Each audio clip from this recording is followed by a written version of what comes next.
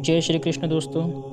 हमने पिछली वीडियो में देखा था किस तरीके से कलयुग का नल पर प्रभाव पड़ता है और नल जुआ खेलने बैठता है और अपने भाई के हाथों अपना सभी राज्य हार जाता है।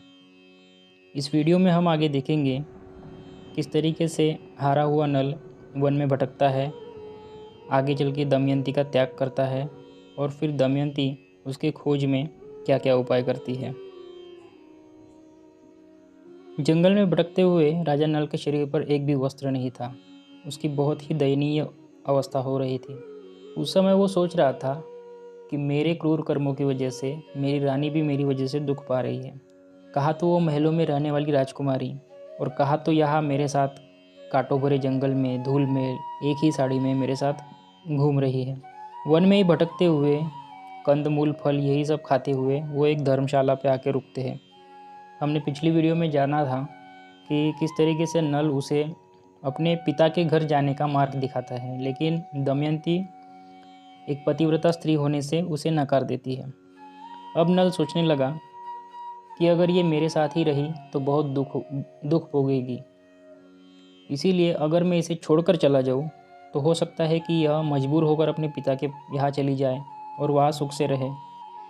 तो उसके मन में विचार आया कि अभी रात हो रही है और दमयंती सो रही है, मैं इसी वक्त इसे ऐसे ही सोती छोड़कर चला जाऊँ। उसके मन में इसके लिए बहुत भारी पीड़ा हो रही है कि मैं धूल में पड़ी हुई एक वस्त्रा मेरी पत्नी को छोड़कर कैसे चला जाऊँ। इसे आकर जंगली जानवर खा ले या कोई इसका शील भंग करने की कोशिश करे। यह सोचकर उसका दिल फटने लगा, लेकिन फिर भी उसने यह सोचा कि दमयंती एक पतिव्रता स्त्री है और उस पर अगर किसी ने अत्याचार करने की कोशिश की तो वो अपने पातिव्रत्य धर्म से अगर उसको शाप भी दे देगी तो वो वही जलकर भस्म हो जाएगा। उसे उसके पातिव्रत्य धर्म की शक्ति का एहसास था, इसीलिए उसने यह निर्णय किया कि मैं इसे यही सोती छोड़कर चला जाऊँ, कम से कम यहाँ से वो आगे अपने पिता के घर तो चली जाएंगी। यह सोचकर उसने वही पड़ी हुई एक तलवार उठाई और उस तलवार से दमयंती के साड़ी में से कुछ वस्त्र फाड़ लिया और वही वस्त्र लपेटकर वह वहाँ से चला गया। जब दमयंती को चेतना हुई तब उसे यह मजाक ही लगा। वो बार बार अपने पति को पुकारती है, बार बार कहती है कि हे स्वामी मजाक मत कीजिए, सामने आ जाइए, मुझे बहुत डर लग रहा है। लेकिन उसे क्या पता था कि उसका पति उसे छोड़कर चला गया है। उस पत्नी की क्या अवस्था होती होगी दोस्तों, जो एक राजकुमारी है, सभी सुखों में पली बड़ी है और इस समय उसे एक वस्त्रा होते हुए धूल में पड़ी हुई अपने पति का भी साथ नहीं है, जंगल में अकेली है और इस समय भी उसे अपनी सुध-बुध नहीं है, अपने पति की सुध-बुध है। उसके चित्त में यही है कि भूखे प्यासे नंगे मेरे पति कैसे जिएंगे मेरे बिना। इसी चिंता आतुर होकर वो रोती हुई इधर उधर झाड़ी वन फल फूल इन सब से पता पूछती हुई भटकने लगी। पूछते पूछते भटकते भटकते वह एक अजगर के पास चली गई। वो अजगर उसे निगलने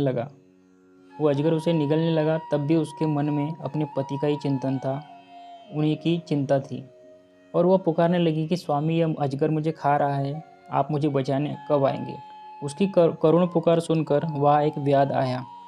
व्याध ने अपनी तीखी तलवार से उस अजगर का मुंह फाड़ डाला और उसे बचा लिया। व्याध ने दमयंती के बारे में पूछा कि हे सुंदरी, तुम कौन हो? क्या तुम मानव की कन्या हो या देवों की कन्या हो?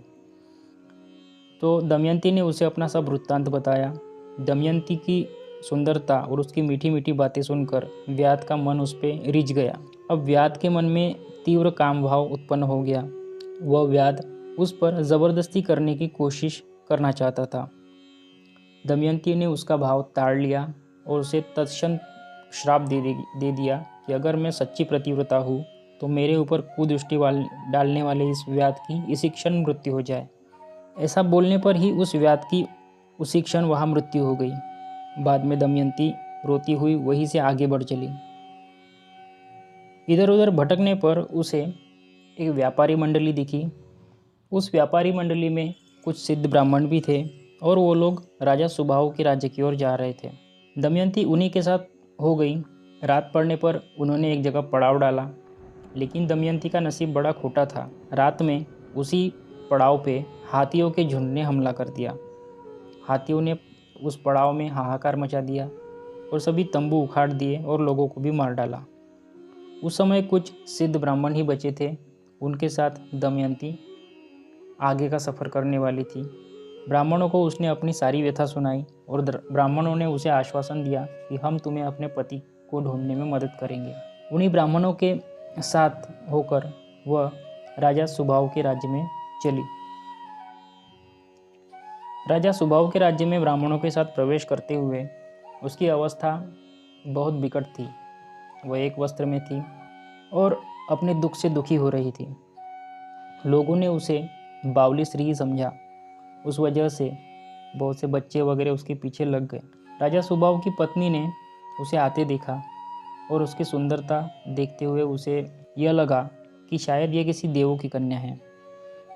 राजमाता ने उसे उसके दुख का कारण पूछा। दमयंती ने उसे कहा कि मेरे पति मुझे रात में ही अकेली सोती छोड़कर चले गए हैं और मैं उन्हीं को ढूंढ रही हूँ। जिस तरीके से द्रौपदी अपने अज्ञातवास में 1 वर्ष रानी के महल में रही, विराट राज्य में रही, उसी तरीके से दमयंती ने भी सुबाहु के राज्य में कुछ काल तक निवास किया। उसको भी अपनी असली पहचान छुपानी पड़ी। उसने राजमाता को यह नहीं बताया कि मैं राजा नल की पत्नी हूँ और मेरे ऊपर इतने इतने अत्याचार हुए हैं। उसने उसे इतना ही बताया कि मेरे पति मुझे छोड़कर चले गए हैं और मैं उन्हीं को ढूंढ रही हूँ। उसका शील देखकर राजमाता बड़ी प्रसन्न हुई, लेकिन वहाँ रहने के लिए दमयंती ने कुछ शर्तें रखी। वो शर्तें ऐसी थी कि मुझ पर अगर कोई भी पुरुष कुदृष्टि डाले तो उसे आपको दंड देना पड़ेगा, और अगर वह ऐसी चीज़ बार बार करे तो उसे प्राणांत दंड देना पड़ेगा। मैं किसी के पैर नहीं धोऊंगी, मैं किसी के पैर नहीं पड़ूंगी, और मेरे पति को ढूंढने के लिए मैं हमेशा ब्राह्मणों से बातचीत करती रहूंगी। इन शर्तों पर राजमाता ने उसे महल में रख लिया। राजमाता ने अपनी पुत्री को बुलाकर कहा कि यह स्त्री देवकन्या के समान ही है, तुम इसे अपने साथ रखो और इसे अपनी बहन की तरह ही समझो।